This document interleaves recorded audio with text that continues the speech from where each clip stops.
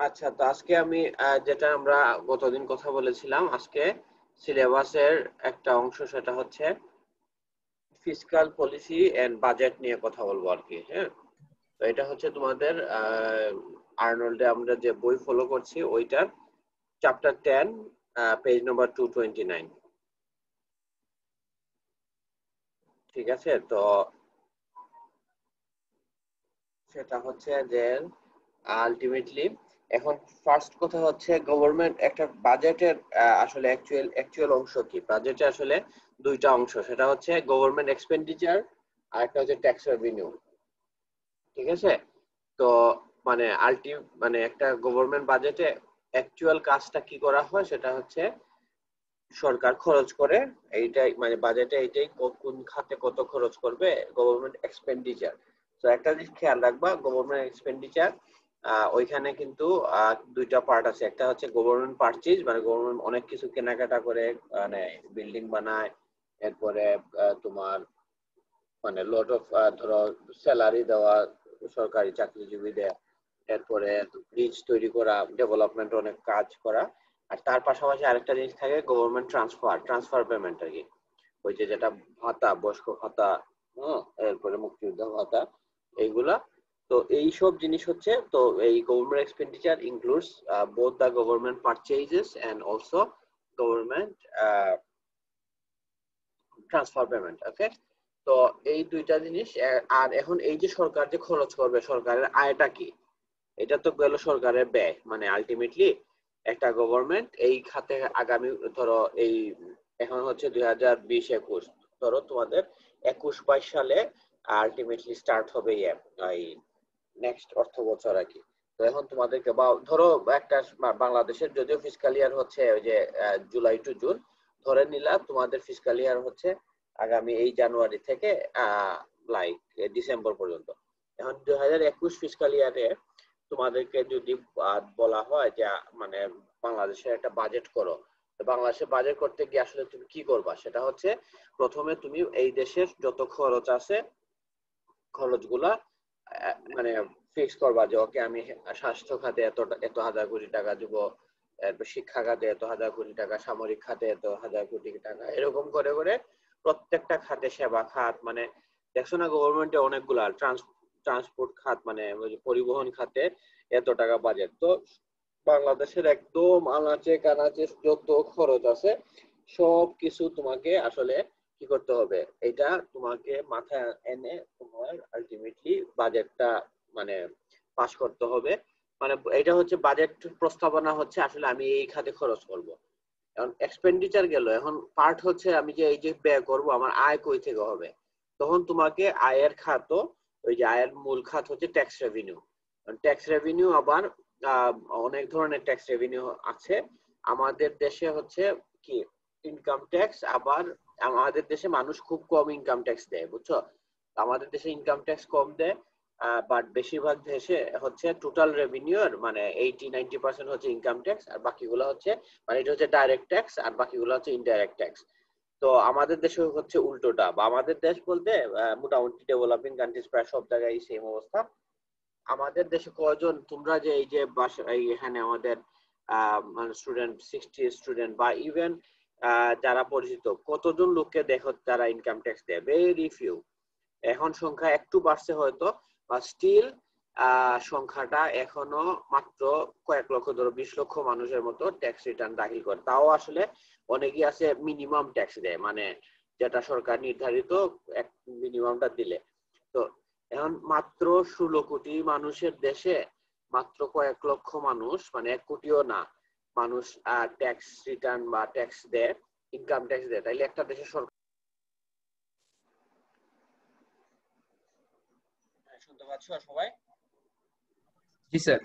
আমার একটু মানে ইন্টারনেট গিয়ে আবার চলে আসছে। আচ্ছা, এনিওয়ে, তো যেটা হচ্ছে যে এই আমি যে এখন সারা দেশের মানুষের এত কম মানুষের ইনকাম ট্যাক্স দেয়, তাইলে ট্যাক্স রেভিনিউটা কই থেকে আসে বাজেটের বাংলাদেশের,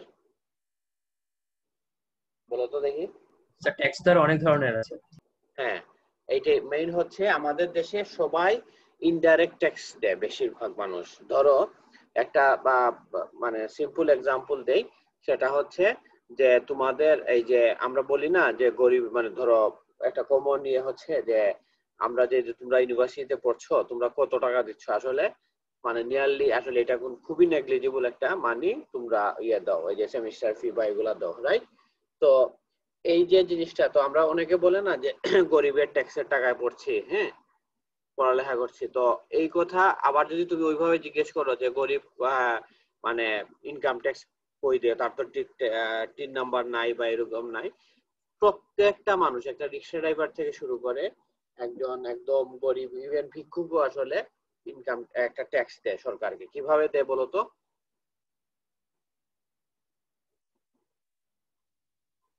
কোনো জিনিস কিনলে স্যার। কিসের মাধ্যমে বলো? Sir VAT.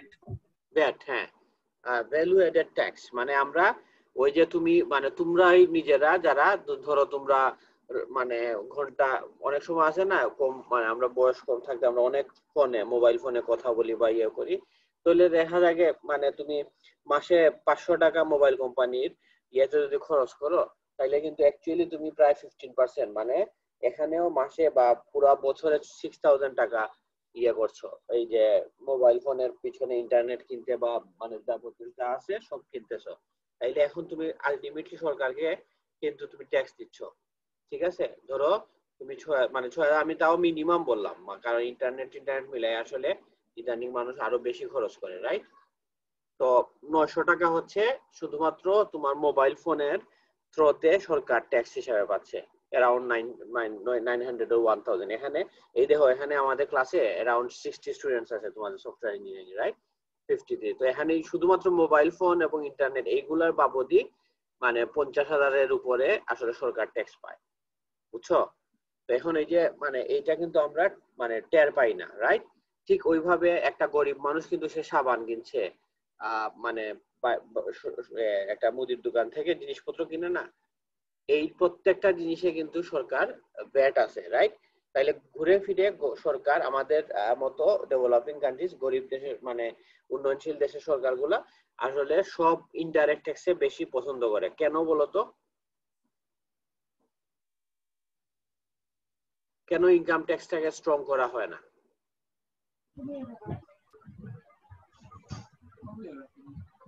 Any idea?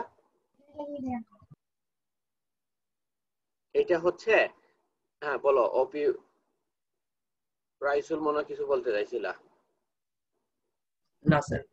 আচ্ছা, তো যেটা হচ্ছে যে আলটিমেটলি এই যে মানে এখন যদি সরকার সবাইকে ইনকাম ট্যাক্স মানে জোর করে ইনকাম ট্যাক্স দেওয়া নয়, হ্যাঁ আস্তে আস্তে সরকার চেষ্টা করছে সবাইকে বিভিন্ন ভাবে ধরো ওইটা খুলতে 3 নাম্বার লাগবে ওইটা খুলতে 3 নাম্বার লাগবে মানে ট্যাক্স আইডেন্টিফিকেশন নাম্বার।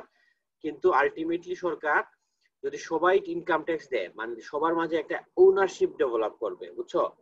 ওনারশিপ মানে দেশটা আমার, মানে আমি কিন্তু ট্যাক্স দিচ্ছি তুমি ট্যাক্স দিচ্ছ সবাই দিচ্ছ হাজার হাজার টাকা, কিন্তু ওইটা যদি তুমি লাইন ধরে মানে বছর শেষে একদম ব্যাংকে গিয়ে ওই যে ব্যাংক ড্রাফটের মাধ্যমে তুমি টাকাটা দেখো যে ওকে আমি এই বছর 10,000 টাকা ট্যাক্স দিলাম, তুমি ভ্যাট মানে এইরকম কিছুই দিও না, সরাসরি 10,000 টাকা ট্যাক্স। বাইরের দেশে যেটা হয় আর কি বেশিরভাগই ট্যাক্স মানুষ দেখে যে আমার বেতন থেকে এত টাকা প্রতি মাসে প্রতি সপ্তাহে কেটে নিচ্ছে ট্যাক্স হিসাবে, তখন তোমার মাঝে একটা ওনারশিপ ডেভেলপ করবে যে না সরকার যদি কোনো খাতে দুর্নীতি করে আমি মানে আমি রাস্তায় নেমে যাব, বুঝছো? জি স্যার। মানে ব্যাপারটা বুঝছো সবাই ট্যাক্স দিচ্ছে কিন্তু টের পায় না আসলে ট্যাক্সটা দেওয়া হচ্ছে। গরিব গরিব মানুষ তো বলতেই পারে না সে যে সরকারকে ট্যাক্স দিচ্ছে, সে বলবে আমি তো কিছুই দেই না।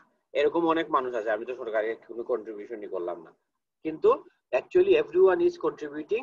কিন্তু এটা যদি চোখে দেখতো ডাইরেক্ট ট্যাক্স হইতো যেটা বাইরের দেশে হয় ইনকাম ট্যাক্স, তার মাঝে একটা ওনারশিপ ডেভেলপ করতো, তখন সে সরকারি বিভিন্ন যে কর্মকর্তারা মানে সরি টু সে এটা মানে পলিটিক্যাল গভর্নমেন্ট না, সব মানে গভর্নমেন্টেরই আসলে কি ওই যে গভর্নমেন্ট অনেক কর্মকর্তারা দুর্নীতিগ্রস্ত থাকে না, তো তারা অনেক প্রজেক্টে সরকারের অনেক টাকা নষ্ট করে, ঠিক আছে?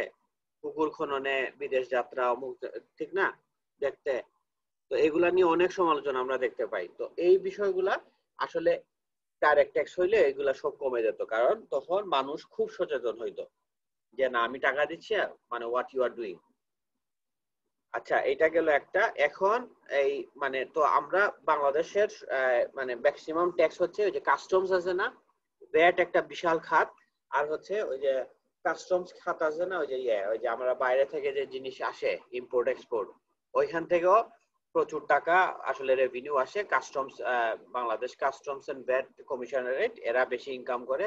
এরপরে ধরো ওই যে গাড়ি কেনা হয়, পুরাতন গাড়ি, ঠিক আছে, এর মানে কেনার সময় একটা হিউজ ট্যাক্স দেয়। মানে বাংলাদেশের যেসব গাড়ি ধরো 10 লক্ষ টাকা দাম, ওইটা বিদেশ থেকে আসে মাত্র 3 লাখ 3.5 লাখ টাকা, প্রায় মানে 5-6 লাখ টাকা ট্যাক্স হিসাবে নেওয়া হয়। ওই যে আমরা রিকন্ডিশন গাড়ি কিনা হয় না দেশে, ইম্পোর্ট করা হয়, তো গাড়ি ইম্পোর্ট করার পাশাপাশি তুমি যদি একটা কার এখন ইউজ করো, কার কিনলে তোমার প্রতি বছর 25,000 টাকা ট্যাক্স দিতে হবে ওই কারের জন্য, রেজিস্ট্রেশন ট্যাক্স। এই যে দেখো এগুলো সব ইনডাইরেক্ট ট্যাক্স কিন্তু, ঠিক আছে। এরপরে ব্যাংকে সবার টাকা রাখা আছে না, অনেকের ব্যাংকে টাকা রাখা আছে, ব্যাংকের যে ইন্টারেস্ট রেট, ওই প্রফিটের উপর সরকার 10% ট্যাক্স ইনডাইরেক্টলি কেটে নেয়, বুঝছো? মানে তোমার হাতে টাকা আসার আগে ব্যাংক থেকে সরকার ওই তোমার মানে ব্যাংকের এফডিআর এর বা ফিক্সড ডিপোজিটের যে প্রফিট আছে, ইভেন সেভিংস রেটের প্রফিটের উপরও ট্যাক্স কেটে নেওয়া হয়। এইভাবে সরকার ইনডাইরেক্ট ট্যাক্সের মাধ্যমে প্রচুর টাকা মানে আয় করে, এবং কিছুটা কর্পোরেট ট্যাক্সের মাধ্যমে, ধরো গ্রামীণ ফোন অনেক ট্যাক্স দেয়, যে কোনো কোম্পানি, ব্যাংকগুলা প্রচুর ট্যাক্স দেয়, ঠিক আছে। তো এগুলা সব মিলায় আসলে সরকার চলে। তো এখন তাইলে বাজেট আসলে সরকারের ব্যয়, প্রচুর টাকা ব্যয় করে, আর আয় হচ্ছে ট্যাক্স রেভিনিউ। এবং tax revenue could be indirect and direct both. হ্যাঁ, এখন তোমাদেরকে আমি স্ক্রিন শেয়ারটা করি, তো বুঝতে অসুবিধা হলে প্লিজ কোয়েশ্চন করো।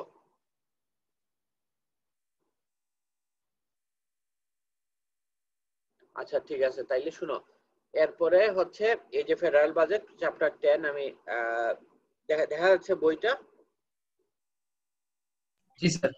আচ্ছা, তাহলে গভর্নমেন্ট এক্সপেন্ডিচার, এখানে ইউএস এর বাজেট দেখানো হয়েছে। তো 2 পয়েন্টস, এটা 2007 সালের বাজেটের কথা।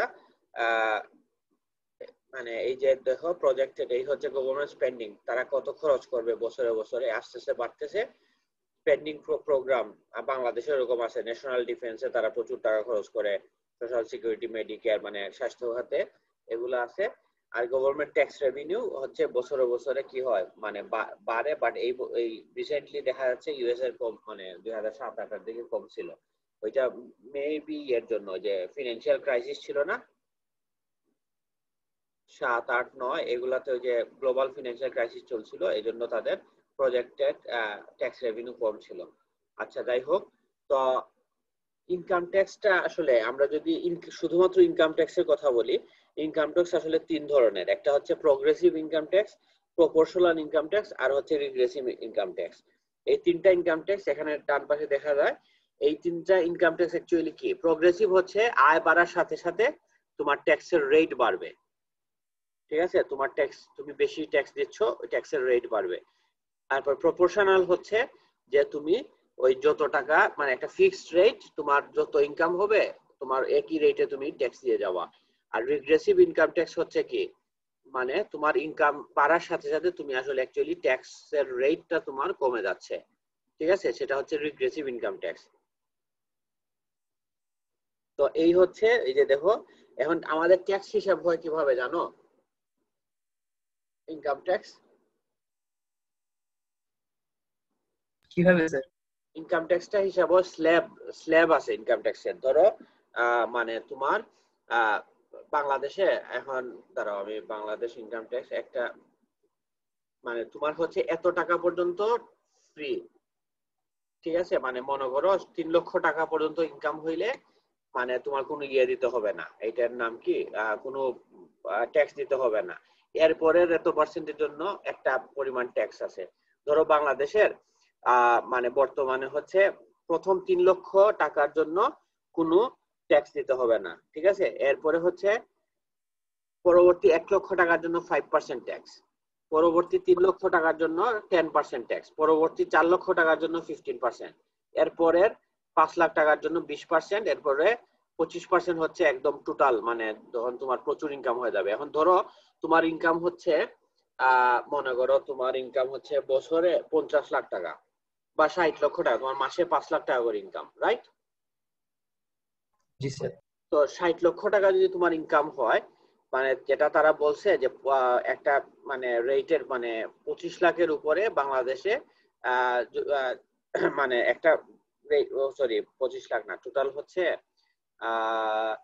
3 লক্ষ 4 লক্ষ 7 লক্ষ আর 11 আর 16 লাখ টাকা বা সামথিং এর উপরে গেলে মানে 25% ট্যাক্স রেট আর কি। আচ্ছা, এখন তোমার কিন্তু টোটাল টাকার উপর 25% পড়বে না, তোমার টাকার ইনকাম ট্যাক্সটা, তোমার তো ইনকাম 60 লক্ষ টাকা বছরে, তোমার ইনকাম ট্যাক্সটা তারা হিসাব করবে প্রথম 3 লক্ষ জিরো, ঠিক আছে? মানে তোমার মানে টোটাল তাইলে তোমার 60 লক্ষর মাঝে বাকি রইল 57 লাখ, রাইট? এরপরের 1 লক্ষ টাকার জন্য 5%, পরের 3 লক্ষ টাকার জন্য ধরো 10%, এরপরের 4 লক্ষ বা 5 লক্ষ টাকার জন্য 15%, এরকম করে করে আলাদা আলাদা করে হিসাব হবে, বুঝছো? মানে একসাথে কিন্তু হিসাব হয় না, মানে ইনকাম ট্যাক্সের হিসাবটা এরকম হয়, প্রথম স্ল্যাবে তোমার ইনকাম এত, মানে একটাই ইনকাম তোমার ধরো 10 লাখ টাকা ইনকাম, তোমার 3 লাখ টাকা প্রথমে বাদ, মানে আলটিমেটলি তোমার এটা ট্যাক্স ফ্রি, ঠিক আছে? বাকি রইলো 7 লক্ষ, 7 লক্ষর উপর যে ট্যাক্স বসবে ওই 7 লক্ষর প্রথম 1 লক্ষর জন্য 5%, পরের 2 লক্ষর জন্য 10%, এরকম করে হিসাব হয়, বুঝছো? মানে স্ট্রেট ফরওয়ার্ড না আর কি, তোমার প্রতিটা ইনকাম বাড়ার সাথে সাথে আলাদা আলাদা হিসাব।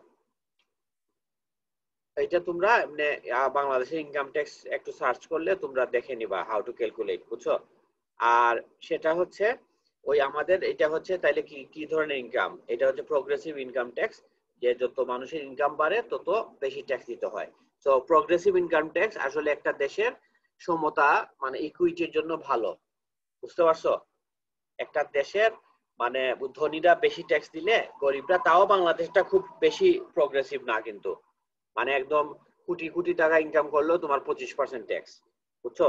কিন্তু এই যে অস্ট্রেলিয়া আমেরিকাটা আমার খেয়াল নাই, কানাডাটা দেখা আছে, অস্ট্রেলিয়াতে মানে 45%, আরো এটিএম মিলে মেডিকেল চার্জ মিলে 50%, মানে আমাদের যারা হাই ইনকাম মনে করো, মানে যারা ওইখানে ইউনিভার্সিটি ফুল প্রফেসর, যারা 2 লাখ টাকার মতো ইনকাম করে ইয়ারলি আর কি, 2 লাখ ডলার অস্ট্রেলিয়ান ডলার, তো তাদেরকে পরবর্তী 1,90,000 টাকা 1.5 লাখ টাকার উপরে যত টাকা সে ইনকাম করবে 50% তাকে দিতে হবে, ট্যাক্স দিতে হয়, which is huge।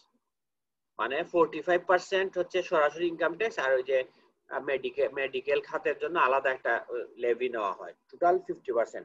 তাইলে কিন্তু পরবর্তীতে তার জন্য বেশি টাকা ইনকাম করা হয়ে যায়, মনে করো এটা সে ইনসেনটিভ পায় না, মনে করে আমি এখন এডিশনাল আর একটু কষ্ট করে একটু বেশি ইনকাম করলাম, আমার তো হাফ টাকা সরকারি নিয়ে নিবে।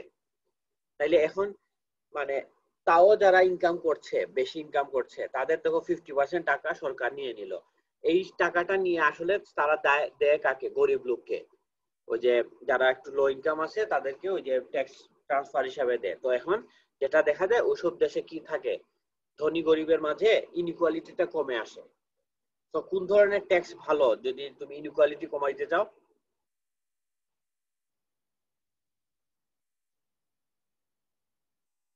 Income tax. ইনকাম ট্যাক্স কোন ধরনের? প্রোগ্রেসিভ। Progressive income. এটা হইলে তোমাদের দেশ একটা আমরা দেশের ইনইকুয়ালিটি মানে আরো শক্ত বলে। আচ্ছা, এখন বাজেটের যে কথা বলছিলাম, এটা তো লাস্ট দিন যে গভর্নমেন্ট বাজেট, মানে বাজেটও মানে বাজেটের আয় তাইলে কি হইলো, বাজেটের আয় হচ্ছে ট্যাক্স রেভিনিউ আর ব্যয় হচ্ছে এই যে বিভিন্ন খাতে সরকার মানে গভর্নমেন্ট এক্সপেন্ডিচার। এখন ওই আয় আর ব্যয়ের হিসেবে বাজেট হচ্ছে 3 ধরনের হইতে পারে। একটা হচ্ছে বাজেট ব্যালেন্স বাজেট। ব্যালেন্স বাজেটটা কি? মানে আয় ইকুয়াল মানে তোমার যত টাকা খরচ হবে ঠিক তত টাকা তোমার ট্যাক্স রেভিনিউ হবে, তাইলে তোমার এটা হচ্ছে ব্যালেন্স বাজেট, বুঝছো? মানে সমান সমান একদম কোনো ঘাটতিও না সারপ্লাসও না। আবার যখন তোমার খরচ কম কিন্তু সারপ্লাস মানে তোমার আয় বেশি, রেভিনিউ বেশি হয়, এটাকে বলে বাজেট সারপ্লাস। এখানে দেখো বাজেট সারপ্লাস। আর আরেকটা হচ্ছে যদি তোমার আয় বেশি হয় আর মানে আয় কম হয় আর খরচ বেশি হয়, তাইলে এটা হয় বাজেট ডেফিসিট। তো আমাদের দেশে আসলে অ্যাকচুয়ালি অনেক বছর ধরে বা অনেক দেশে, এটা ইউএসএ অনেক মানে অনেক দেশেই আসলে বাজেট ডেফিসিট আছে। তো ডেফিসিটটা ডেফিসিট ফাইন্যান্স। এখন বাজেটের এখানে বই অবশ্য নাই, তোমরা দেখবা বাংলাদেশের বাজেটটা একটু সার্চ করলেই দেখবা দুইটা খাত আছে বাজেটের খরচে, গভর্নমেন্ট এক্সপেন্ডিচারে। সেটা হচ্ছে একটা হচ্ছে ডেভেলপমেন্ট বাজেট আর একটা হচ্ছে নন ডেভেলপমেন্ট বাজেট। মানে একটা হচ্ছে উন্নয়ন ব্যয় আর একটা হচ্ছে অনুন্নয়ন ব্যয়। ঠিক আছে? এখন উন্নয়ন ব্যয়টা কি তোমরা সবাই শুনতে পাচ্ছ কি? জি স্যার। আচ্ছা, উন্নয়ন ব্যয়টা কি বলতো? উন্নয়ন ব্যয় হচ্ছে যেটাতে আসলে নতুন এডিশনাল, আমি তোমার একটা বাসার উদাহরণ দিয়ে বুঝাই দেই। মনে করো আমরা সবাই তো একটা মানে তোমাদের ফ্যামিলি হাউস হোল্ডে একটা বাসায় থাকো, রাইট? তো এই যে বাসায় থাকছো, এই বাসার মাঝে কিছু খরচ আছে না, ধরো মাস্ট লাগবেই। মনে করো চাল ডাল চিনি, হ্যাঁ, মানে এরপরে ইলেকট্রিসিটি বিল, হ্যাঁ, এরপরে বিল, এগুলা তো তোমার মানে এটার কি বলা যায়, এটার কম্পালসারি খরচ, রাইট? তো এই যে খরচটা, এই ব্যয়টা মানে যেগুলা কম্পালসারি, এটা তোমার মানে জীবিকা নির্বাহের জন্য তোমার বাবা মা যে ইনকামটা করে, খরচটা করেন, এটা হচ্ছে কি আলটিমেটলি মানে ব্যয় হচ্ছে। এটা এক ধরনের, এটা আমি উদাহরণের জন্য বুঝাইছি, এটা কোনো মানে একদম ইয়ে হিসাবে না। এটা হচ্ছে অনুন্নয়ন ব্যয়, মানে সরকারি হিসাবে এটাকে বলে অনুন্নয়ন ব্যয়, নন ডেভেলপমেন্ট বাজেট। এটা হচ্ছে জাস্ট পরিচালন ব্যয়, বুঝছো? বাসাটা চলবে, বাসার খরচটা চলবে, এটা হচ্ছে অনুন্নয়ন ব্যয়। আর বাসার জন্য উন্নয়ন ব্যয় কি হবে জানো? মনে করো তোমার একতলা বাসা আছে, অথবা বাসাটা টিনের আছে, ওইটাকে বিল্ডিং করা হইলো, অথবা একতলা বাসা আছে ওইটাতে দুতলা বানানো হইলো, অথবা একতলা বাসা আছে পাশে একটা একটা রুম এক্সটেন্ড করা হইলো, এটা নতুন কিছু এডিশন হইলো তো, রাইট? জি স্যার। ওইটাকে বলে উন্নয়ন ব্যয়। সরকারের খরচের মাঝেও দুই ধরনের, এই যে গভর্নমেন্ট এক্সপেন্ডিচারও দুই ধরনের খরচ আছে। একটা হচ্ছে অনুন্নয়ন ব্যয়, মানে এই যে সরকার সারা বাংলাদেশে চলতেছে, এত এত ধরো মানে অফিস আছে, সব অফিস তো সরকারে কেনা না, অনেক অফিস সরকারে ভাড়া নেওয়া, বুঝছো? সিলেট শহরে দেখবা, উপশহরে গেলে ভাড়া মানে অনেক সরকারি অফিস আছে, এগুলো ভাড়া। মদিনা মার্কেট এই অঞ্চলে আখালি আসা যাওয়ার মাঝে দেখবা প্রচুর অফিস আছে, এগুলা জাস্ট ভাড়া নেওয়া, অথবা কেনা হইলো। এটার ইলেকট্রিসিটি বিল আছে সরকারের, সরকারি অফিসগুলোর বিল টিল সরকার দেয় না, টেলিফোন বিল আছে, এরপরে গাড়ির তেলের খরচ আছে, এরপরে হচ্ছে মানে বাংলাদেশের যত সরকারি 13 লক্ষ সরকারি কর্মকর্তা কর্মচারী মনে হয় আছে, এদের স্যালারি, বেতন টেতন, এই যে বিষয়গুলা, হ্যাঁ, এগুলা হচ্ছে অনুন্নয়ন ব্যয়। মানে এগুলা সরকারকে দিতেই হবে, কারণ সরকার তো ঘর ভাড়া যেগুলা নিচে একটা অফিসের জন্য, অফিস তো আর বন্ধ করতে পারবে না, ঘর ভাড়াটা দিতে হবে। এগুলা হচ্ছে অনুন্নয়ন ব্যয়, বুঝছো? তো আর উন্নয়ন ব্যয় কি গভর্নমেন্টের ডেভেলপমেন্ট বাজেট, সেটা হচ্ছে মনে করো নতুন স্কুল করা, নতুন ব্রিজ করা, রাইট, নতুন মানে এই রাস্তা মানে চার লেন করা, এইগুলা হচ্ছে আসলে কি উন্নয়ন ব্যয়। তাইলে সরকার যে তোমরা যে দেখো ডেফিসিট ফাইন্যান্স, যেটা বুঝছো, একটা জিনিস মাথায় রাখবা, কোন দেশের সরকার অনুন্নয়ন ব্যয় মাস্ট, মানে যে কোনো দেশের সরকারই চেষ্টা করে অনুন্নয়ন ব্যয় যাতে সব সময় ট্যাক্স রেভিনিউ দিয়ে মানে কভার করা হয়। মানে তোমার ঘরের যে মানে তোমরা যে বাসার যে খরচ, ভাত খাওয়া বা এগুলা এগুলা আসলে আমরা কখনোই অন্যের কাছে ধার করে চলি না। এটা কি চলি? না স্যার। এটা আমাদের বেতন যত বা আমাদের মানে স্যালারি বা বাসার যে ইনকাম, ব্যবসায় হইলে ব্যবসার যে প্রফিট, আমরা ওই টাকা দিয়ে চলার চেষ্টা করি। ঠিক সরকারও ঠিক ওইভাবে সরকারের যে অনুন্নয়ন ব্যয়, যে স্যালারি, বিভিন্ন ঘর ভাড়া, তেলের খরচ, গাড়ির খরচ, সরকারি যেগুলো আছে, এই প্রত্যেকটা জিনিসের পরে ওই যে ইয়েগুলো আছে, ট্রান্সফার পেমেন্ট গুলো আছে না, ওই যে বয়স্ক ভাতা, এগুলো তো সরকারকে দিতেই হবে। সরকার জানে আগামী বছর আমার 13 লক্ষ কর্মচারী কর্মকর্তা আছে, এদেরকে স্যালারি দিতে হবে, আমার এতটা ঘর ভাড়া নেওয়া আছে সারা বাংলাদেশে, এই অফিসের খরচ দিতে হবে। তো এগুলা সরকারকে ডিনাই করার কোনো সুযোগ নাই। তো সরকার এই খরচটা অবশ্যই ট্যাক্সের মাধ্যমে কালেক্ট করে, এটা ডাইরেক্ট হোক ইনডাইরেক্ট হোক, ভ্যাট হোক আর যাই হোক। আর ঋণ করে কোনটা করে জানো? Development budget. যে অংশটা ঘাটতি থাকে ওইটা থেকে ডেভেলপমেন্ট বাজেট। মনে করো সরকার একটা স্কুল করলো, ওইটা ঋণ করে করে। এখন এই জন্য বলা হয় সামটাইমস, প্রথম দিকে আমিও মনে করতাম বাজেট ডেফিসিট, মানে ডেফিসিট মানেই তো খারাপ, একটা দেশের ঋণের বোঝা বাড়তেছে, আমরা ঋণের বোঝা বাড়ে না। সরকার সরকার যদি ঠিকভাবে খরচ করে ডেভেলপমেন্ট বাজেটে, তাইলে এই ঋণের পরিমাণ থেকে বেনিফিটটা বেশি হয়। মনে করো বা আমি তোমার আরেকটা ছোট্ট উদাহরণ দিলে বুঝতে পারবা, সেটা হচ্ছে তোমাদের অনেক গ্রামে, যারা গ্রামে থাকছো অনেক সময় দেখবা, এখন অনেক হয়েছে বাংলাদেশ উন্নত, আগে এরকম হইতো যে 10 কিলোমিটার হেঁটে আরেকটা স্কুলে যাইতে হইতো, আরেকটা গ্রামে, মানে ধরো 6টা 7টা গ্রামে একটা স্কুল, বুঝছো, অথবা হাই স্কুল, মনে করো প্রাইমারি হয়ে গেছে, হাই স্কুল নাই। তো এখন মানুষকে অনেক হেঁটে যেতে হয় স্টুডেন্টকে, তো এত দূর গিয়ে পড়ালেখা করা, কষ্ট করে পড়ার জন্য অনেক স্টুডেন্ট ঝরে পড়ে যায়, মানে লাইক দ্যাট, মানে তারা কন্টিনিউ করে না। এখন এই ধরনের অবস্থায় যদি সরকার ঋণ করে, ধরো একটা স্কুল বানাতে হয়তো 5 কোটি টাকা খরচ হবে, মানে একটা বড় জায়গা কিনে এরপরে বিল্ডিং টিল্ডিং বানাতে 5 কোটি টাকা সরকারের খরচ হবে। সরকার করলো কি, এই 5 কোটি টাকার একটা স্কুল দিল একটা গ্রামে, যেখানে আশেপাশে মানে অনেক দূরে স্কুলটা আর কি। তো এই 5 কোটি টাকা স্কুল দেওয়ার ফলে কি হবে, এটা কিন্তু ঋণ করে দিল। এইটাই হচ্ছে ডেফিসিট বাজেট, মানে এটা ডেট, মানে সরকার বিভিন্ন খাত থেকে ঋণ করে। তো সরকারি ঋণগুলো আসলে অনেক কম ইন্টারেস্ট রেটে হয়। অনেক তো বিদেশি ঋণগুলা যেটা হয় দেখা যায় 30 বছর মেয়াদি, মাত্র 3-4% ইন্টারেস্ট রেট। এর মাঝে আবার গ্রেস পিরিয়ড আছে, যে প্রথম 5 বছর তোমাকে কোনো ইন্টারেস্ট রেট দিতে হবে না, এরকম সুবিধা আছে। আমাদের ব্যক্তিগত কনজিউমার লোন বা ক্রেডিট কার্ড লোনের মতো না। এখন ধরো 5 কোটি টাকার 30 বছরের লোন কত হবে বলো তো, মানে ইন্টারেস্ট? স্যার কত পার্সেন্ট? ধরো মানে 5% ইন্টারেস্ট ধরে নিলাম, একটু বেশি ধরে নিলাম, এত হয় না সরকারের।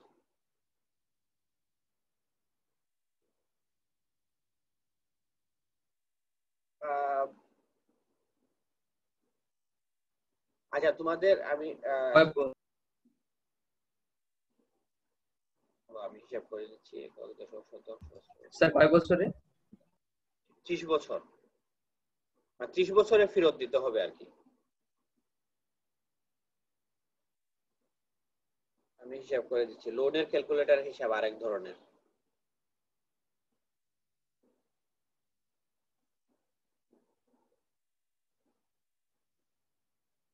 এটা হচ্ছে সরকারকে, বুঝছো, টোটাল ইন্টারেস্ট অ্যারাউন্ড মানে 4,66,66 লক্ষ টাকার মতো দিতে হবে। আর সেটা হচ্ছে মানে ইয়ারলি পেমেন্ট হচ্ছে, অ্যানুয়াল পেমেন্ট হচ্ছে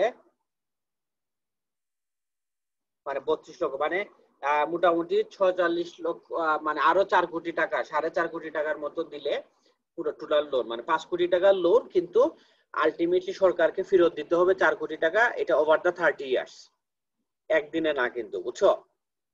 4.64 কোটি টাকা, একদম পারফেক্ট, টু বি এক্সাক্ট, আমি হিসাব করে দেখলাম।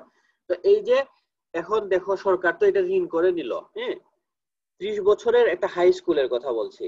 একটা হাই স্কুল হওয়ায় এখন দেখো প্রতি বছর ওই হাই স্কুলে মনে করো মানে স্টুডেন্ট নাম্বার হচ্ছে 100 করে পার, মানে প্রত্যেকটা ক্লাসে স্টুডেন্ট পড়ে, এরকম 6 to 10 না হাই স্কুলে, 5 বছরে 500 স্টুডেন্ট, মানে একটা 500 স্টুডেন্ট এই একটা স্কুলে, আমি এটাও কম কম হিসেবেই ধরলাম, 500 স্টুডেন্ট ওই স্কুলে পড়া, মানে নতুন করে পড়ার সুযোগ পাইলো, যেহেতু আশেপাশে স্কুল নাই, রাইট, হাই স্কুল। এই 500 স্টুডেন্টের মাঝে ধরো আমি ধরে নিলাম 250 স্টুডেন্ট, অর্ধেক স্টুডেন্ট আসলে কন্টিনিউ করতে পারলো না, হয়তো ইন্টারমিডিয়েট পাস করছে, এরপর আর পড়ালেখা করে নাই, বা 250 স্টুডেন্ট, বা আরো কমায় নিলাম, 500-র মাঝে 200 স্টুডেন্ট, তারা ইন্টারমিডিয়েট সরি একদম পড়ালেখা ব্যাচেলর পাস করে তারা চাকরিতে ঢুকলো, ঠিক আছে। এই যে 200, 500-র মাঝে 200, মানে আমি অনেক কম কম ধরলাম, 200টা স্টুডেন্ট, এই তো 300, 30 বছরে কতটা স্টুডেন্ট ফাইনালি সাকসেসফুল হবে এই স্কুল করায়? 60,000, 200 ইন্টু 30 বছর, না 200 ইন্টু 30 বছর হবে না, সরি, এটা হবে প্রতি বছর তো পাস করবে শুধুমাত্র এটা কি বলে, ওই একটা একটা ক্লাস থেকে, তাইলে ধরে নিলাম আমি 40টা স্টুডেন্ট করে ইন্টু 30 বছর, 1200 স্টুডেন্ট সাকসেসফুল হবে ওভার দা 30 ইয়ার্স, ধরে নিলাম এই একটা স্কুল থেকে, অনলি 1200 ধরলাম, অনেক স্টুডেন্ট কিন্তু একটা স্কুলে পড়ালেখা করবে। 1200 স্টুডেন্টকে তুমি একটু হিসাব করে দেখো তো, 1200 স্টুডেন্ট যখন সাকসেসফুল হবে, আমি বললাম তারা ভালো চাকরি করবে, তাদের 1200 স্টুডেন্টের পার ইয়ার স্যালারি যদি এই যে 1 লক্ষ টাকা করে ইনকাম হয়, তাইলে 12 মাসে কত, 12 লক্ষ, তাইলে 1200 স্টুডেন্টের একক দশক শতক সহস্র অধিক লক্ষ বিদ্যুৎ। হ্যাঁ, তো তার আসলে এই 1200 স্টুডেন্টের 144 কোটি টাকা 1200 একসাথে তাদের ইয়ারলি ইনকাম, এবং তারা যদি 10%ও ইয়ে দেয়, মানে এটারে কি বলে, এটারে বলে ইনকাম ট্যাক্স দেয়, 14 কোটি টাকা বছরে ইয়ে দিবে, ইনকাম ট্যাক্স দিবে। ঠিক আছে, এখন 30 বছরের ইনকাম ট্যাক্স কত হবে বলো তো?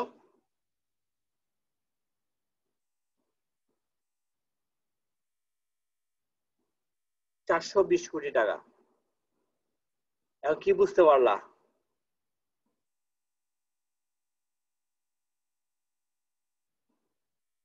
শুনতে পাচ্ছ? জি স্যার। তাইলে আলটিমেটলি এই যে সরকার 5 কোটি টাকা লোন করে একটা হাই স্কুল করলো, এইটার বেনিফিট ওভার দা টাইম প্রায় 420 কোটি টাকার মতো হতে পারে যদি এখান থেকে 20 to 30% সাকসেসফুল হয়। বুঝতে পারছো রিটার্নটা কত বেশি? জি স্যার। আলটিমেটলি ওই সরকার মানে এই কারণে গভর্নমেন্ট মানে লোন করে হইলো ডেভেলপমেন্ট খরচটা করে।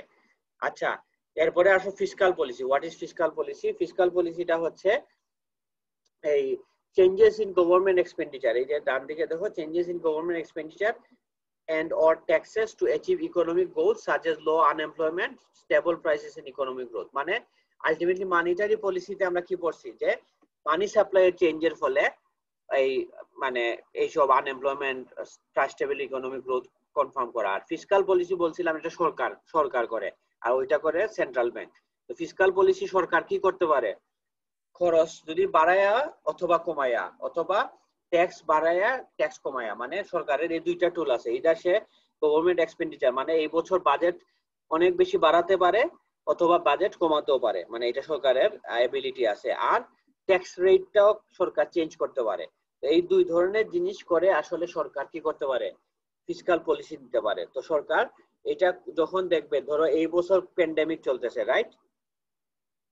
মানে এই যে কোভিড এর কারণে, তো সরকার এই ক্ষেত্রে কি ধরনের পলিসি নেওয়া উচিত? সরকার নেওয়া উচিত ফিসকাল এক্সপানশনারি ফিসকাল পলিসি, মানে সরকারের এখন বেশি বেশি খরচ করা উচিত, এবং অথবা ট্যাক্স কে কমায়, মানুষকে ইনকাম ট্যাক্সটা কম যাতে নেয়, যাতে মানুষ এখন যেহেতু তার ইনকামই কম, যাতে সে কম ইনকাম ট্যাক্স দিয়ে বেশি খরচ করতে পারে।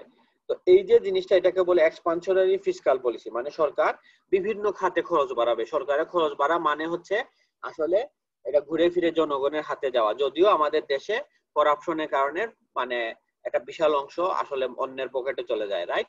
কিন্তু স্টিল এটার মানে সুফল অনেকে পায়। এটা ব্রিজ হোক আর স্কুল হোক, দেখা যায় যে তারপরেও এটা শেষ পর্যন্ত একটা হয়। কিন্তু করাপশন না থাকলে হয়তো আরো শক্তিশালী হইতো, আরো ভালো হইতো, কিন্তু তারপরেও তো হয়। তো এই ধরনের যখন সরকার অনেক খরচ করে, এটাকে বলে এক্সপানশনারি ফিসকাল পলিসি। ঠিক আছে? তো আর মানে এটা হচ্ছে যখন খরচটা ইনক্রিজ ইন গভর্নমেন্ট এক্সপেন্ডিচার আর ডিক্রিজ ইন ট্যাক্স।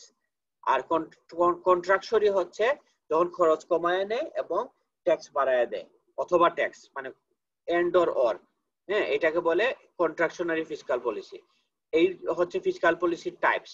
তোমরা মানে এরকম যদি প্রশ্ন থাকে what is fiscal policy, what are the types of fiscal policy, তোমরা মনে রাখবা মূলত হচ্ছে এক্সপানশনারি আর কন্ট্রাকশনারি ফিসকাল পলিসি।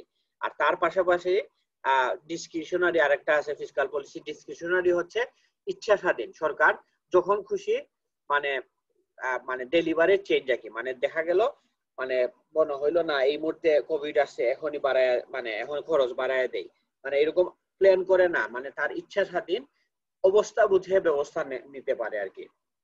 আর অটোমেটিক ফিসকাল পলিসি আছে, যেটা হচ্ছে automatically without additional Congressional action. মানে কংগ্রেশনাল অ্যাকশন মানে হচ্ছে আমাদের পার্লামেন্টারিয়ান অ্যাকশন আর কি। আমাদের দেশের যে পার্লামেন্টে পাস হয় আর ওখানে কংগ্রেসে পাস হয় আমেরিকায়।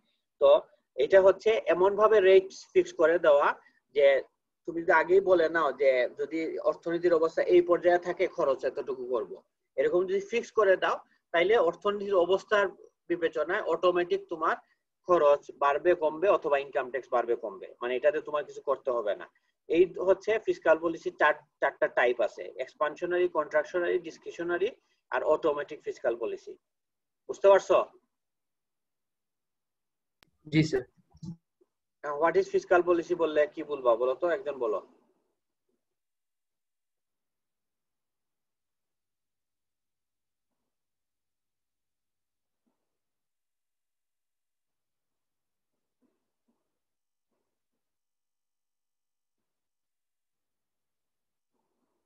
কোনো আনসার নাই?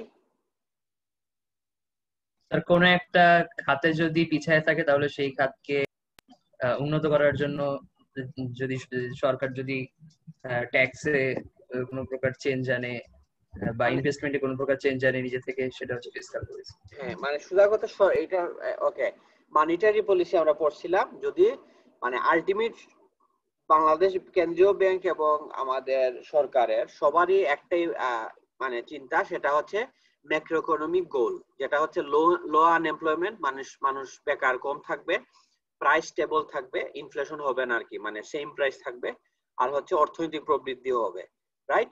তো এখন এই তিনটা গোল এর জন্য মানিটারি পলিসির ক্ষেত্রে হয় এটা তাদের শক্তি হচ্ছে মানি সাপ্লাই বাড়ায় কমায়, আর ফিসকাল পলিসি হচ্ছে গভর্নমেন্ট করে, সরকার, মানে বাংলাদেশ অর্থ মন্ত্রণালয়। এইটা যদি করে সেটা হচ্ছে মানে এই তিনটা গোল, মানে ম্যাক্রো ইকোনমিক গোল অ্যাচিভ করতে গিয়ে সেটা হচ্ছে তারা কি করে যে ইদার গভর্নমেন্ট এক্সপেন্ডিচার, গভর্নমেন্টের খরচ বাড়াইতে পারে, মানে বেতন বাড়াই দিতে পারে, এরপরে মানে সরকারি চাকরিজীবীদের বেতন বাড়াতে পারে, অথবা তোমার স্কুল কলেজ বেশি করতে পারে, রাস্তাঘাট বাড়াইতে পারে। তো রাস্তাঘাট স্কুল কলেজ এগুলা যদি বেশি করে সরকার, এটার দুইটা বেনিফিট আছে, যখন করবে তখন অনেক শ্রমিক তো লেবার দিয়ে তো করতে হয়, এরা কিন্তু কাজ পাবে স্কুলগুলাতে, ঠিক আছে, মানে ওই কাজ পাবে, নতুন এমপ্লয়মেন্ট ক্রিয়েট হবে। এই যে সরকার যদি গভর্নমেন্টের খরচ বাড়ায় এবং একসাথে হইতে পারে, অথবা ট্যাক্স যদি কমায় আনে অথবা বাড়ায় আনে, এই যে কোনো মানে ট্যাক্স বাড়ানো কমানো আর গভর্নমেন্ট এক্সপেন্ডিচার বাড়ানো কমানো, এর মাধ্যমে সরকার যে সব পলিসি নেয় এটাকে বলে ফিসকাল পলিসি। তো যখন সরকার বেশি খরচ বাড়াইতে চায়, মানে ইকোনমিটাকে বেশি মানে প্রাণ চাঞ্চল্য আনতে চায়, এটাকে বলে এক্সপানশনারি ফিসকাল পলিসি। অনেক সময় ইকোনমির হ্রাস টেনে ধরতে হয়, এটাকে বলে কন্ট্রাকশনারি ফিসকাল পলিসি। আর ইচ্ছে স্বাধীন যেটা, সেটা হচ্ছে ডিসক্রিশনারি। আর অটোমেটিক হচ্ছে যখন এমন একটা সিস্টেম সেট করা হয় যেটা অটোমেটিক্যালি চেঞ্জ হয়, এটা হচ্ছে অটোমেটিক ফিসকাল পলিসি। তোমরা এই পেজ নম্বর 235 পড়বা। এরপরে তোমরা ইনকাম ট্যাক্স স্ট্রাকচার 231, আর মানে সোজা কথা চ্যাপ্টার 10 এর 229, 230 আর 231। হ্যাঁ, এরপরে হচ্ছে 233 বাজেট ডেফিসিট সারপ্লাস, মানে বাজেট এই অংশটা 233 নম্বর পেজ। আর হচ্ছে ফিসকাল পলিসি 235 পেজ। এই কয়টা তোমরা পড়ে নিবা, বুঝছো? আর হচ্ছে এই হলো আমাদের বাজেট এন্ড ফিসকাল পলিসি। তোমরা ওই ভিডিওটা দেখছিলা? জি স্যার। কি বুঝলা?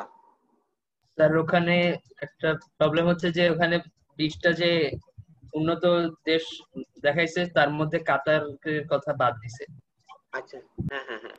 স্যার ওখানে একটাই কারণ দেখাইছে গরিব দেশে গরিব থাকার, যেটা হচ্ছে রিলিজিয়াস বিলিফ। তো হ্যাঁ, ওখানে দেখাইছে কারণ যে আমি আমি একটা কথা বলছিলাম যে ইয়ে করা মানে ওই তাদের 100, এটা তো কোনো ইকোনমিক রিসার্চ না, বুঝছো? মানে তাদের কথাটা তোমরা 100% বিলিভ করবা না, এটা হচ্ছে একটা ইয়ে। ধরো এখানে ওই যে ধর্মীয় বিষয়টা আসায়, একটা একটা সেকেন্ড, আমি একটা মিনিট ওয়েট করো, একটা সেকেন্ড আমি আসতেছি জি।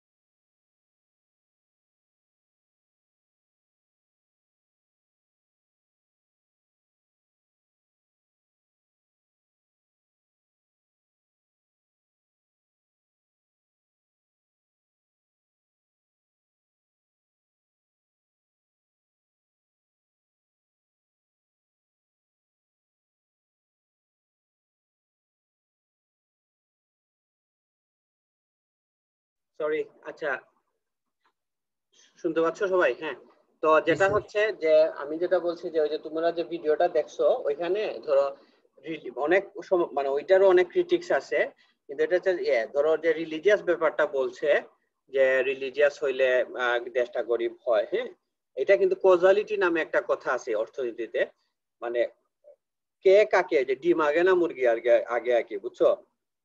যে কে কাকে ইম্প্যাক্ট করছে, মনে করো এটারে কি বলে, ধরো মানে ধরো ইকোনমিক গ্রোথ এটা বাড়াইছে না অন্যটা, মানে কি বুঝছো, কে কাকে ইম্প্যাক্ট করতেছে, এটা হচ্ছে বলে কজালিটি। যে কজালিটি হচ্ছে যে ওই যে ধর্মীয় যে ব্যাপারটা তারা বুঝাইছে, উল্টাটাও তো হইতে পারে যে এইসব দেশ গরিব বলে তারা বেশি ধর্ম পালন মানে সময় পায়, বা তারা আসলে বেশি মানে এটারে কি বলে যে তারা আল্লাহর প্রতি বা মানে গডের প্রতি একটা আলাদা, এটা গরিব হওয়ার কারণে, অন্য সব কারণে গরিব হয়েছে এই জন্য আল্লাহর কাছে বেশি চাইছে, বাট ওই রিলিজিয়াস কারণে গরিব তা না। কারণ এটার এক্সেপশন তো তারা বললো ইউএসএ কিন্তু প্রচুর রিলিজিয়াস, আমেরিকা পৃথিবীর খ্রিস্টান রিলিজিয়নের মানে রিলিজিয়াস এর মাঝে one of the most religious country মানে ইউএসএ, বুঝছো? বাট একই সাথে তারা ধনী, আবার মিডল ইস্টার্ন কান্ট্রি গুলাও তো ধনী, এটাও তারা ইগনোর করছে। তো ওই রিলিজনের পার্টটা এগুলা তো হচ্ছে ধরো একটু সমালোচনা মানে লাইক অনেক আলোচনার বিষয় আছে, বুঝছো? তো এই পার্ট গুলা বাদ দিয়ে মূল যে পার্টটা আমি যেটা বুঝাইছিলাম যে ইনস্টিটিউশন, একটা দেশের উন্নয়নের জন্য হচ্ছে ইনস্টিটিউশনটা হচ্ছে খুব ইম্পর্টেন্ট, বুঝছো বিষয়? হোয়াট ইজ ইনস্টিটিউশন, মানে আমাদের যদি ট্যাক্স খাত, আমাদের ট্যাক্সের যে যে আমাদের ইনকাম ট্যাক্স অফিস গুলো আছে না, তারা কিন্তু মানে এগুলা শক্তিশালী হতে হবে। ধরো আমাদের ইনকাম ট্যাক্স অফিসার যখন ইয়েতে যাবে কোনো একটা জায়গায় ট্যাক্সকে মানে একটা কোম্পানিকে ট্যাক্স আদায় করতে যাবে, তখন ওদের যাতে যথেষ্ট পরিমাণ শক্তি থাকে যে তারা যদি একটা ফাইন দিয়ে আসে, যাতে সরকারের কোনো মিনিস্টার এমপি মানে কেউ যাতে এটাকে ভায়োলেট না করতে পারে, মানে এটা ইনফ্লুয়েন্স না করতে পারে, বুঝছো? এটাকে বলে স্ট্রং ইনস্টিটিউশন। আমাদের পুলিশ বাহিনী সব মানে দেখা যায় না উপরের মহলের ফোনের কারণে অনেক কিছু চেঞ্জ হয়, তো সব দেশে এটা আসে, কিন্তু আমাদের মতো গরিব দেশে এটার পরিমাণটা অনেক বেশি, ইনস্টিটিউশন গুলা খুব দুর্বল। ঠিক আছে, একটা বড় একজন tax officer, BCS tax officer দেখা যাবে খুব বড় কোম্পানির একজনকে ট্যাক্স যদি আদায় না করে তাকে বড় পরিমাণ ফাইন দিতে তার অনেক কষ্ট হবে বা অনেক বেশি সাবধানী হতে হবে, নাইলে দেখা যাবে উল্টা উনি নিজেই ট্রান্সফার হয়ে যাবে অন্য কোথাও, বুঝছো? এইরকম কালচার আমাদের দেশে থাকায়, আমাদের ইনস্টিটিউশন গুলা দুর্বল থাকায় আমাদের উন্নয়নটা ব্যাহত হচ্ছে। এরপরে পুলিশ বাহিনী, আমাদের কেন্দ্রীয় ব্যাংক, এগুলা প্রত্যেকটা জিনিস যদি তার নিজস্ব স্ট্রেংথ থাকে মানে তাইলে দেশের উন্নয়নটা পসিবল। ঠিক আছে, আর আরেকটা বিষয় হচ্ছে গ্রোথ এন্ড তোমাদের এই আমরা স্ক্রিনশটটা করছি, এরপরে আজকে শেষ করে দিব। সেটা হচ্ছে এই হচ্ছে তোমাদের দেখতে পাচ্ছ তোমাদের সিলেবাস মাইক্রো এন্ড ম্যাক্রো আসলে শেষ, আর সেটা হচ্ছে ডেভেলপমেন্ট এন্ড রিলেটেড ইস্যুস। হ্যাঁ, তো আমরা ডেভেলপমেন্ট রিলেটেড ইস্যুস নেক্সট এক ক্লাস শেষ করলে কোর্সটা শেষ করে ফেলবো। সেটা হচ্ছে গ্রোথ এন্ড ডেভেলপমেন্ট। আমি শুধু আজকে স্টার্ট করি। ইকোনমিক গ্রোথ আর ইকোনমিক ডেভেলপমেন্ট কিন্তু ভিন্ন দুইটা জিনিস। এইটা প্রশ্নে থাকতে পারে, তোমরা পুরাতন প্রশ্ন দেখলো বাবা what is economic growth and what is economic development, what are the difference between them, বুঝছো? মানে গ্রোথ আর ডেভেলপমেন্টের পার্থক্য। আমরা অনেকেই অর্থনৈতিক প্রবৃদ্ধি আর অর্থনৈতিক উন্নয়নকে আমরা এক করে ফেলি এটা সাধারণভাবে, কিন্তু এটা সম্পূর্ণ আলাদা জিনিস। এখন কেউ তোমরা বলো তো, সবাই একটু পার্টিসিপেট করো, আনসার তো ভুল হইলে, যে ইকোনমিক গ্রোথ কি আর ইকোনমিক ডেভেলপমেন্টটা কি? আইডিয়া, জাস্ট আইডিয়ার ভিত্তিতে বলো। ভুল তোমরা তো জানো না যে কি ক্লাস করছো। স্যার গ্রোথটা হচ্ছে মানে বৃদ্ধি পাওয়া। এখন একটা এখানে দুইটা জিনিস হতে পারে, একটা হচ্ছে মানে জনগণ বৃদ্ধির সাথে সাথে গ্রোথটা বাড়তেছে, আলটিমেটলি দেখা গেছে মানে আমাদের যে মাথা পিছু হয় ওইটা বাড়তেছে না। আবার ডেভেলপমেন্ট মানে হচ্ছে মানে আলটিমেটলি সবকিছুই বাড়তেছে, আয়ও বাড়তেছে, আমাদের মাথা পিছু আয় ওইটাও বাড়তেছে, মানে টোটাল ইকোনমিক সিস্টেমটা হচ্ছে ডেভেলপ করতেছে। আচ্ছা আমি এতটুকু বুঝছি। আচ্ছা, আর ইয়ে হয়েছে, থ্যাংক ইউ। তুমি কাছাকাছি মোটামুটি ওইটাই আসলে মেইন। সেটা হচ্ছে ইকোনমিক গ্রোথ হচ্ছে শুধুমাত্র লেভেল অফ আউটপুট বেড়ে যাওয়া, বুঝছো? মানে শুধুমাত্র একটা অর্থনীতির ওই যে মাথাপিছু আয় বা ওই যে জিডিপির হার বাড়ার বৃদ্ধির হারটা, বুঝছো? এটা হচ্ছে ইকোনমিক গ্রোথ। কিন্তু ইকোনমিক গ্রোথ কিন্তু ইকোনমিক ডেভেলপমেন্ট না। কারণ ইকোনমিক ডেভেলপমেন্টটা হচ্ছে মানে improvement in social and political welfare of people, মানে সবকিছু মিলায়া। ব্যাপারটা বুঝতে পারছো? যে একটা দেশের শুধুমাত্র অর্থনৈতিক উন্নয়ন হইলেই মানে প্রবৃদ্ধি হইলেই কিন্তু এটা সবার হাতে মানে মানুষের ওয়েলবিং বাড়ছে কিনা, কোয়ালিটি অফ লাইফ বাড়ছে কিনা, বুঝছো বিষয়টা? এইটা হচ্ছে ডেভেলপমেন্ট। তো ডেভেলপমেন্ট হচ্ছে একটা ব্রডার কনসেপ্ট। তুমি যেটা বলছো এটাই কারেক্ট। এটা হচ্ছে একটা ব্রডার কনসেপ্ট, মানে অনেক বড় একটা কনসেপ্ট। গ্রোথ হচ্ছে একটা ছোট, জাস্ট শুধু ইনকাম বাড়া, ঠিক আছে? তো শুধু ইনকাম বাড়াটা কিন্তু মানে মানে একটা অর্থনীতির জন্য এটা সাস্টেইনেবল না। তোমার অর্থনৈতিক প্রবৃদ্ধির একটা বড় বিষয় হচ্ছে আমাদের ডেভেলপমেন্ট হতে হবে সব ক্ষেত্রে। এটা ধরো শিক্ষার ক্ষেত্রে হইতে পারে, হেলথের ক্ষেত্রে হইতে পারে, বুঝছো? তো এটা হচ্ছে এজ এ হোল, এবং ওয়েলবিং মানে মানুষের বাঁচা এবং ইনইকুয়ালিটি যাতে কম থাকে, এই জন্য ডেভেলপমেন্ট হচ্ছে একটা ব্রডার কনসেপ্ট। অর্থনৈতিক লাইক উন্নয়ন, আর প্রবৃদ্ধি হচ্ছে শুধুমাত্র বাড়া। এখন আমি যদি এটাকে অর্থনীতি না দিয়ে মানুষের ক্ষেত্রে বলি, একটা শিশু জন্ম নিলে মানে যাই খাক মানে আলটিমেটলি যে লেস নিউট্রিশিয়াস, মানে যেটা দেখা যায় গরিব ঘরে জন্ম নিলে সেও তো বড় হয়, রাইট? লম্বাও হবে, একটা লেভেল পর্যন্ত তো বৃদ্ধি পাবেন, রাইট? তার তো গ্রোথ হবে। কিন্তু ডেভেলপমেন্টটা দেখা যায় যে শিশুগুলা ভালো খাবার খায়, ভালো পরিবেশে থাকে, তার অনেক ধরনের ডেভেলপমেন্ট হয়। কি ধরনের হয় বলতো? তার নিউট্রিশনাল লেভেল, তার মানে তার যে ব্রেইন, এক্সেপশন কিন্তু সব ক্ষেত্রেই আছে। একদম মানে বস্তিতে থেকেও মানে এক্সট্রাঅর্ডিনারি মেধাবী হইতে পারে, রাইট? কিন্তু ইন জেনারেল হচ্ছে যারা একটু ভালো খাবার খায়, এখন ধনী ঘরে জন্ম নিলেও কিন্তু ডেভেলপমেন্ট নাও হতে পারে একটা বাচ্চার। ধরো মানে সে যদি খুব জাঙ্ক ফুড খায়, ম্যাকডোনাল্ডস এরপরে কেএফসি এগুলোর উপর থাকে, তাইলেও সে খারাপ ব্রেইন নিয়ে বড় হবে। মানে আলটিমেটলি আমি বলছি ওই যে অনেক ধরনের খাবার আছে, ভালো খাবার খেলে বাচ্চাদের ব্রেইন এবং হেলথের মানে গঠনটা ডিফারেন্ট হয়। ভালো বেশি ক্যালসিয়াম খেলে তার হাড্ডি ভালো হবে, বুঝছো? মানে তার সবকিছু সাস্টেনেবল হবে। এটা তো গেল এক ধরনের ডেভেলপমেন্ট, তার শারীরিক ডেভেলপমেন্ট। কিন্তু গ্রোথ কিন্তু দুইটারই, মানে আমি বুঝাতে যাচ্ছি একটা গরিব বাচ্চা যেটা একদম মানে লেস প্রিভিলেজ সিচুয়েশনে জন্ম নিছে, এবং একটা বাচ্চা সে খুব ধনী ফ্যামিলিতে জন্ম নিছে, দুইজনই হয়তো উচ্চতায় 5 ফিট 7 ইঞ্চি হইতে পারে, 8 ইঞ্চি হইতে পারে, বুঝছো? এটা তো হচ্ছে তার উচ্চতার গ্রোথ হইলো দেখতে দেখতে দুইজন। বাট ডেভেলপমেন্ট হচ্ছে তার ওই যে আমি বললাম ব্রেইন ডেভেলপমেন্ট, বোন হেলথ, হাড্ডি ডেভেলপমেন্ট, তার শারীরিক অন্যান্য ডেভেলপমেন্ট, এবং তার পাশাপাশি আরো ডেভেলপমেন্ট আছে। যার ওই যে দুইটা বাচ্চার মাঝে পার্থক্য কখন হবে?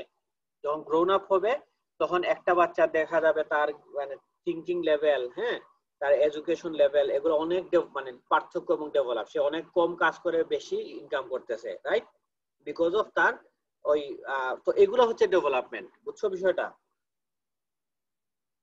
জি স্যার। মানে এইটা তো এখন একটা দেশের মূলত হচ্ছে হেলথ এন্ড এডুকেশন লেভেল যাতে সবার ভালো হয়, এরপরে নিউট্রিশনাল লেভেল যদি ভালো হয়, এটা হচ্ছে ডেভেলপমেন্ট। তো এই দিক থেকে বাংলাদেশ কিন্তু ভালো অবস্থায় আছে। তোমরা যদি ডেটা দেখো আর কি, যে ইকোনমিক গ্রোথ কিন্তু আমাদের হচ্ছে ইন্ডিয়াতেও হচ্ছে, বুঝছো? মানে নেপাল অনেক গরিব দেশে, আমরা কিন্তু একই সাথে বেশ ভালো হাই ডেভেলপমেন্ট মানে পাচ্ছি। কিন্তু দেখা যায় যে ওই অনেক সামাজিক ইন্ডিকেটরে আমরা অনেক আগায় আছি বাংলাদেশ।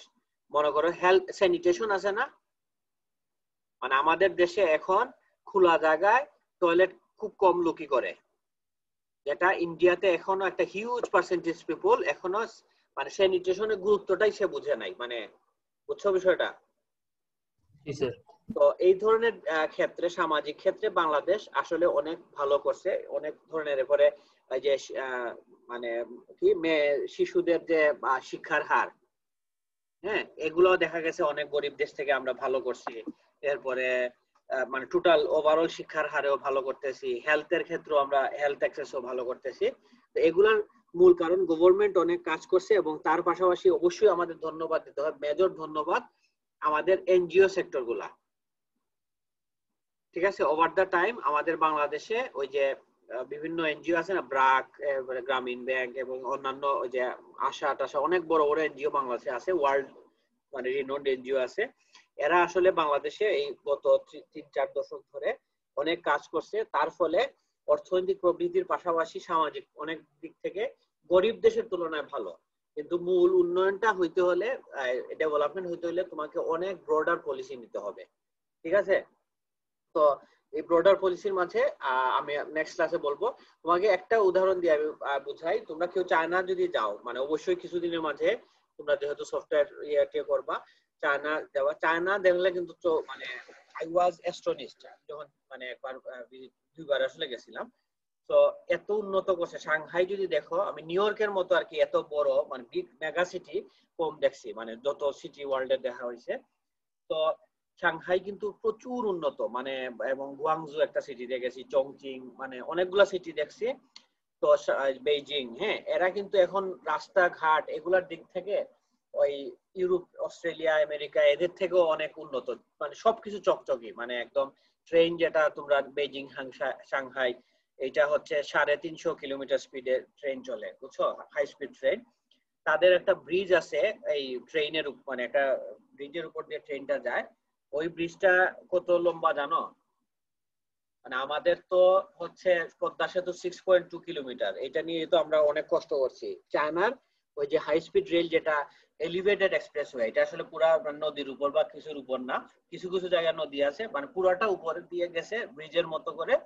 এটা হচ্ছে 160 সামথিং কিলোমিটার। ব্যাপারটা বুঝতে পারছো কত বড়? ওয়ার্ল্ডের মনে সবচেয়ে লংগেস্ট ব্রিজ এখন চায়না, মানে ওয়ার্ল্ডের হাইয়েস্ট সবকিছু এখন চায়না, তো অনেক কিছু। ঠিক আছে, কিন্তু ডেভেলপমেন্টের দিক থেকে তারা এখনো সামাজিক অনেক ইন্ডিকেটর তারা এখনো পিছায় আছে। যেমন তোমাদেরকে আমি যেটা একটা উদাহরণ বলে শেষ করি, ওই বাইরের দেশে তুমি অস্ট্রেলিয়া যাও আর ইউরোপের যাও, মানে বাচ্চা নিয়ে যখন যাই, যে প্রাম আছে না, যে স্ট্রলার যেটা ধাক্কা, ট্রেন বা বাস থেকে নামতে হইলে বাসের ড্রাইভার বা মানুষ তোমাকে দেখা যাবে বাচ্চা দেখলেই সবাই হাত দিয়ে মানে হেল্প করতে যায় যে স্ট্রলারটা তুলে তোমাকে নিচে নামায় আনবে। এবং লিফটে গেলে, তুমি যদি ফার্স্ট ওয়ার্ল্ডে যাও, লিফটে গেলে দেখবা সবাই অটোমেটিক সারিবদ্ধ হয়ে লিফটে উঠতেছে, বুঝছো। কিন্তু চায়নাতে আমি দেখলাম যে ওইসব ক্ষেত্রে এখনো ডেভেলপমেন্ট বাকি। লিফটে আসলে অনেক কিছু কিছু জায়গায় ডেভেলপ হয়েছে, কোনো কোনো জায়গায় দেখছি ধাক্কায় আমাদের দেশের মতো ধাক্কা দিয়ে ঢুকে যায়, বুঝছো। এরপরে ওই যে বাচ্চা টাচ্চাদেরকে বা বয়স্কদের যে কিভাবে ট্রিট করতে হয়, ওইগুলার একটা ঘাটতি এখনো আছে। তো এটা ওভারঅল ডেভেলপমেন্টের একটা মানে অংশ আর কি, মানে যেটা মিসিং। আচ্ছা, যাই হোক, আমরা নেক্সট ক্লাসে সাস্টেনেবল ডেভেলপমেন্ট গোল বাংলাদেশের 2030 সাল পর্যন্ত ওইটা পড়বো, এবং ওই যে গ্রোথ এন্ড ডেভেলপমেন্ট, এই প্রত্যেকটা ইস্যু মানে পড়ার চেষ্টা করবো। যদি সম্ভব হয় কালকের ক্লাসে, আর নাইলে আরেকটা ক্লাস করে আমরা মানে অনলাইনে কোর্সটা শেষ করবো। এরপরে আমরা অফলাইনে তোমাদের ভিডিও তোমরা দেখবা, আর তার পাশাপাশি ওই মানে কোয়েশ্চেন এন্ড আনসার সেশন থাকবে ফেস টু ফেস, যখন পরীক্ষার আগে আর কি। ঠিক আছে, আজকের মতো এখানেই থাক। আর একটু বলবো, আর একটা দুইটা ক্লাস একটু সবাইকে যাতে সবাই যাতে পার্টিসিপেট করে, হ্যাঁ।